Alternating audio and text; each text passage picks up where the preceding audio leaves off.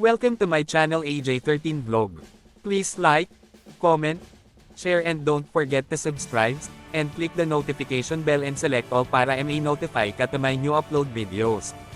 A media interview by President Ferdinand R. Marcos Jr. Following the groundbreaking ceremony of Meralco Terrace Solar Project groundbreaking site Barangay Calyos, Municipality of Penaranda, Province of Nueva Ecija November 21, 2024. President Marcos, we are excited at the groundbreaking ceremony for this very important project ng Terrace Solar. This is the largest solar power facility with battery.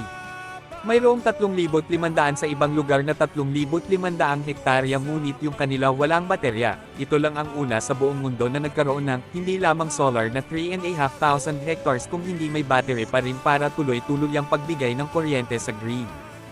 At ito talaga ay napakahalaga dahil nakikita natin sa pag-advance ng teknolohiyang pangangailangan sa power ay pataas ng pataas, parami ng parami.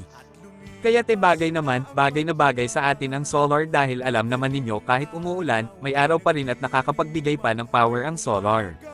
Kaya, as I said, we are very excited and we congratulate all of those who put the project together, and we will be watching it and we're doing all that we can to help it along to make sure that it is a success.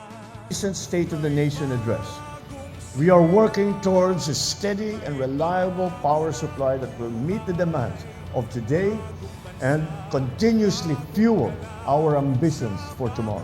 I hope that beyond the technical and economic milestones brought about by this project, let us remember the broader goal that drives us.